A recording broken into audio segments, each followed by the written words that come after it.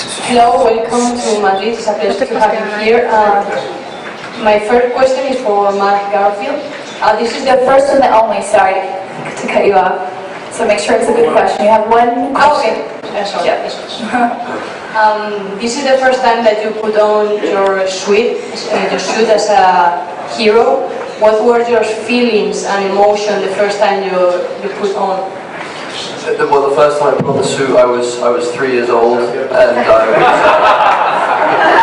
it was a very pure experience. And I climbed the tallest building in the living room of my parents' house, which was a couch.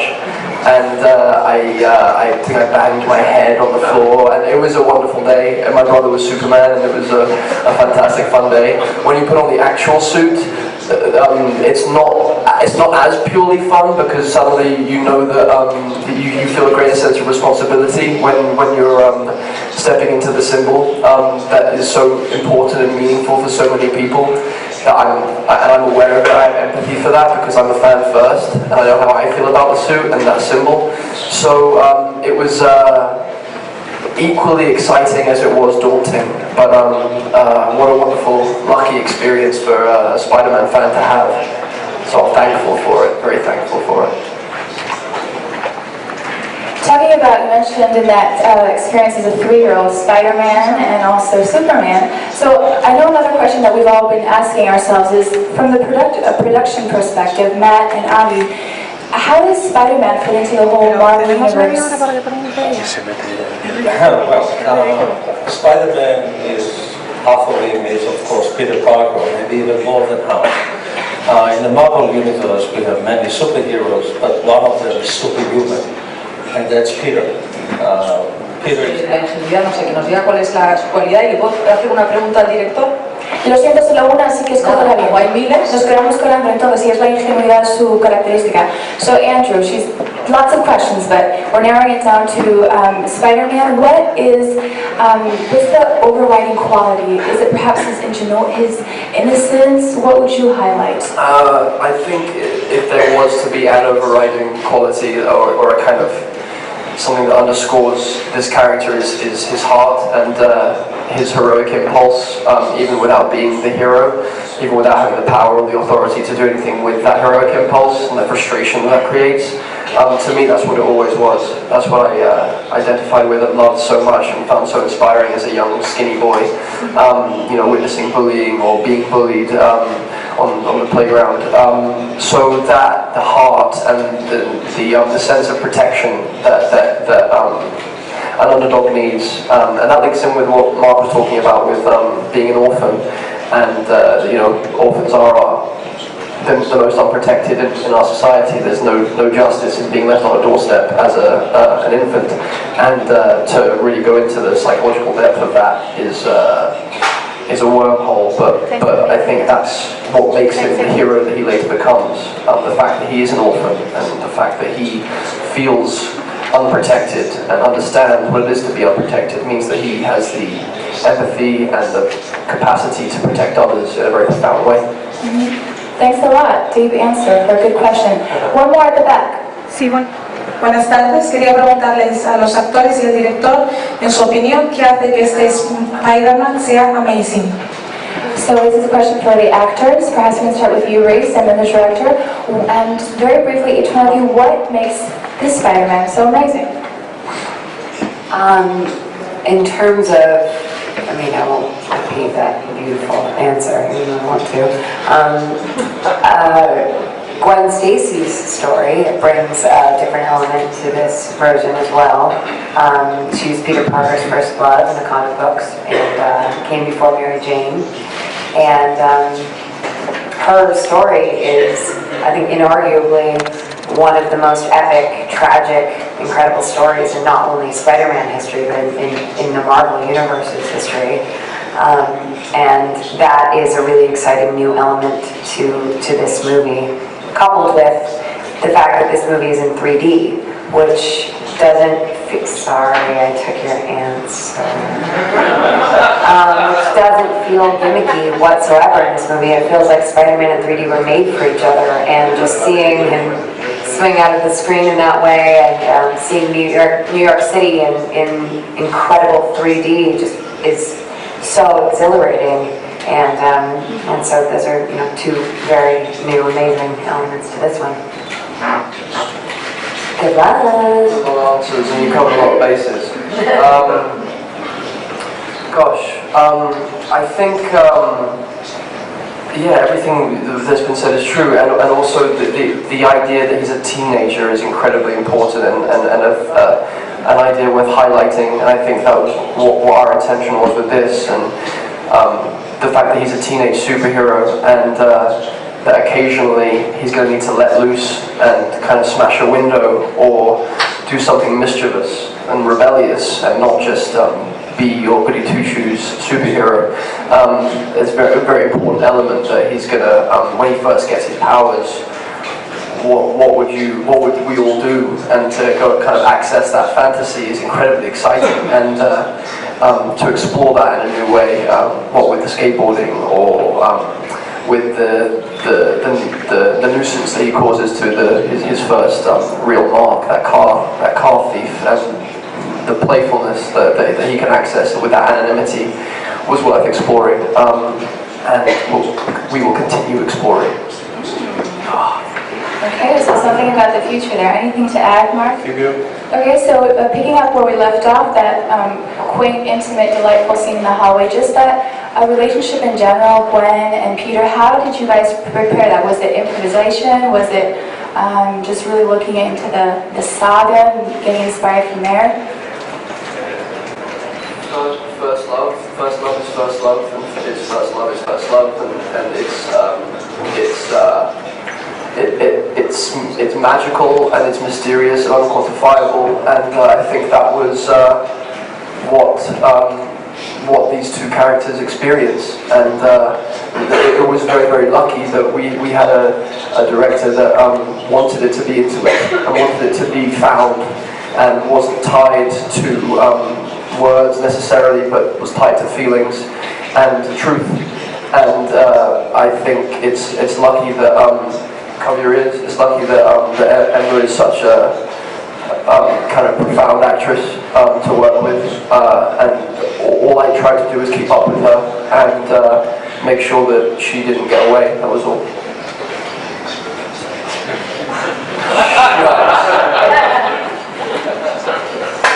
Do I need to answer too? If you'd love to, what do you think, Alice? I mean, I completely agree. It was something that was allowed to be found, which is huge, because a lot of times I think directors are very concerned with, you know, with each word being, you know, very specific and having it, which I understand, and that's very fair, but it was so nice to be able to create that kind of uncomfortable teenage sensibility, and that you know, that weird interaction that's different every time and was different in every take, because you don't know what it's like at that point. You're unlearning, you know, you're coming from a place where you've never gotten your heart broken before, and to interact with someone when you're attracted to them for the first time is, you know, that is so, it's making me uncomfortable now talking about it. You know, it's such a strange, I'm in the scene right now. You guys are all my first love. It's so uncomfortable around you. But no, it's such an amazing place to go back to, and to be allowed to do that in a movie like this is really comforting and wonderful. It was there from the first audition, and I'm grateful for it. Go ahead, you the green shirt. Hola, buenas tardes. Una pregunta para Mark Webb.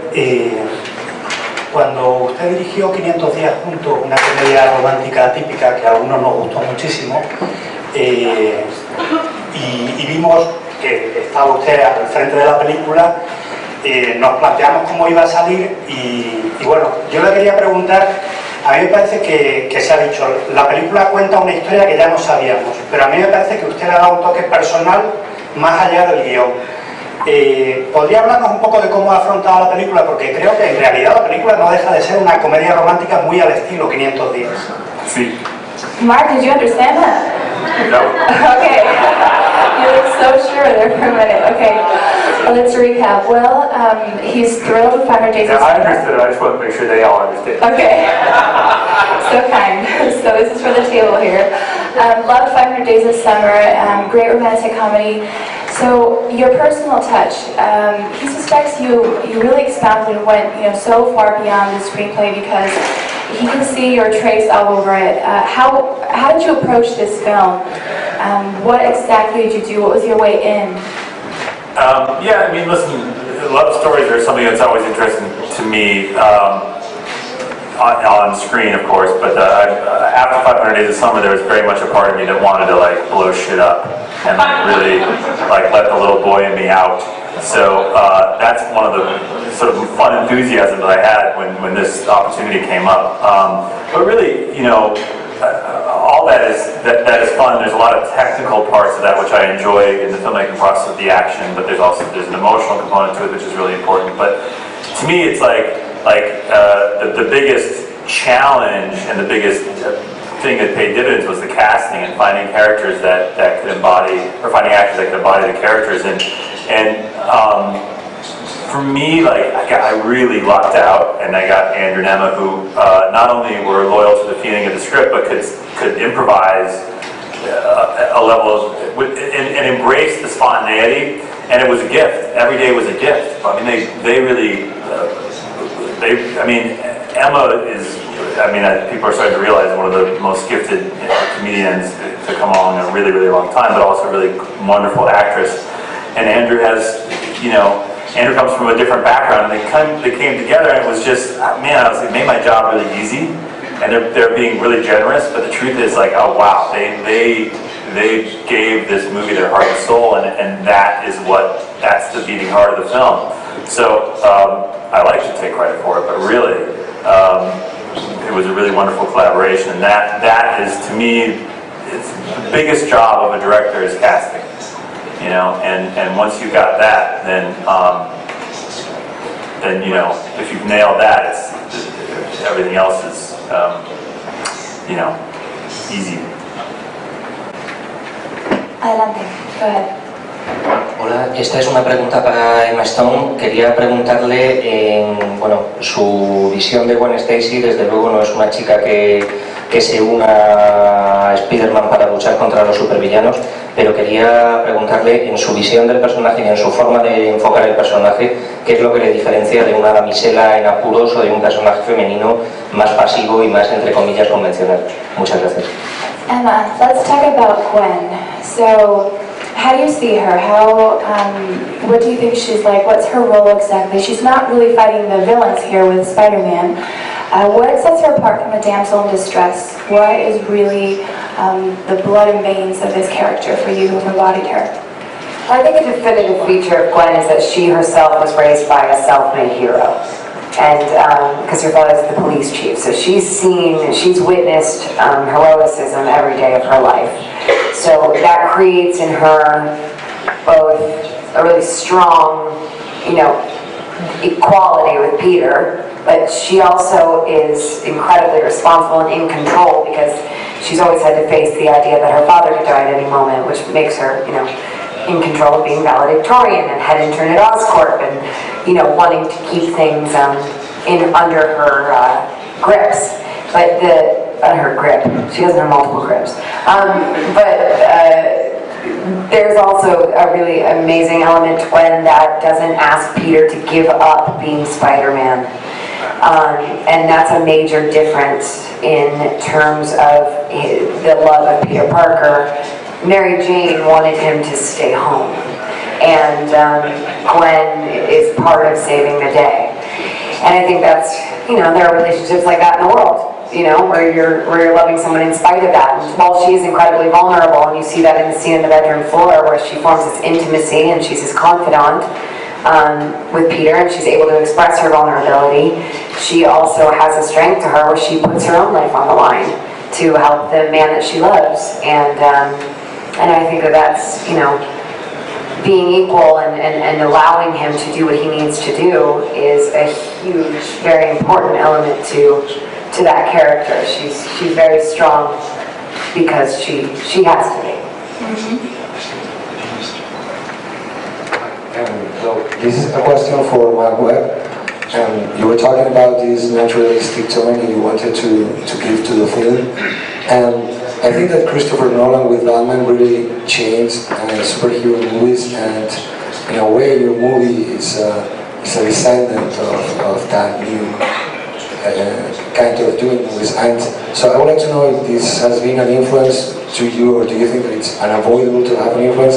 And also, if you think that this is really for you like an American saga. I think that because superheroes have been around for a long time, I think that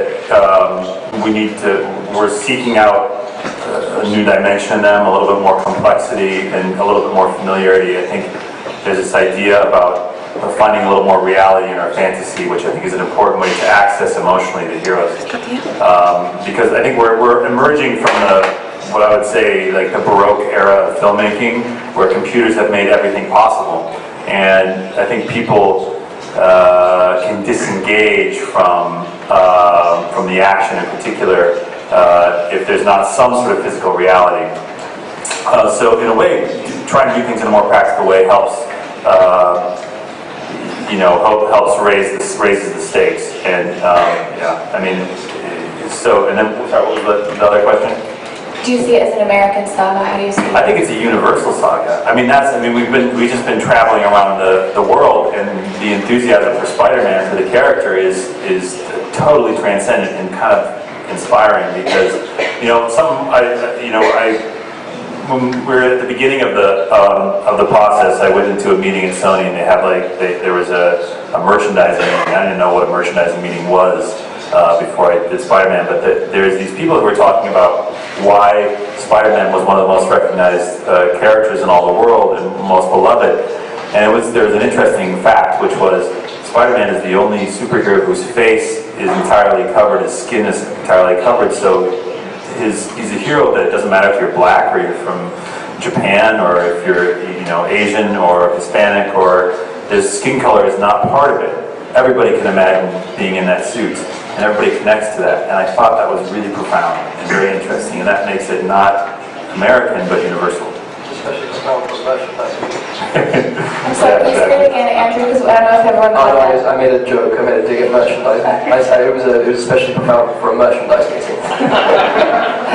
All right, question here in the front row. Sí, mi pregunta es para los productores y ha estado a puntito Spider-Man de entrar en los Vengadores. ¿Qué posibilidades tenemos de ver a Spider-Man junto con los Vengadores en la segunda parte? Okay, so we're back to you, Matt and Ami. Is there any chance that we would ever see Spider-Man in the Avengers? There's some excitement here. Some people want to see that. Any chance of that happening? Yes.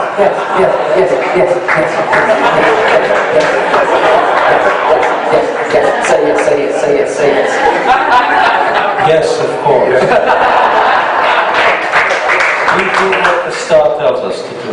I can never tell. Right now we have so many stories. As you can see, that this new Spider-Man opens so many avenues for us. By the time we are done with that, who knows? Maybe, if the story is right, why not? It's very common in the comics, as you know, so. But for now, I think we're busy. Mark, we're going to finish off with you. So, what's it like as a director to work with this Marvel universe, Marvel characters? To what extent can you make it yours, bring it home, have freedom? Yeah, there's very, the people at Marvel, and Avi was really our emissary, they were great, really wonderful collaborators and protectors of the story. There's iconic elements that Marvel was really protective of, of course the spider bites and Uncle Ben and certain elements that were important to honor in the canon. But within that, there's so many opportunities for exploring themes and ideas, and I felt it was very important to build a new context for those iconic elements, so that there was something new for the audience. And we're building a new mythology, and Marvel is keenly aware of the value of reinventing and these iconic characters to tell new stories and explore new themes. So it was pretty cool. And I'd say it is a form.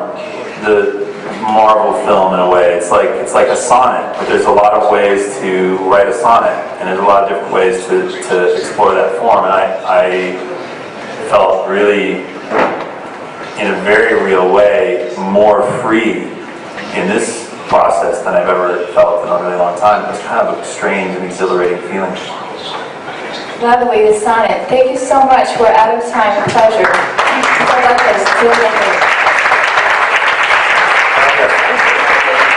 Suerte ahora. Te veo fuera, voy a devolver el cacharro.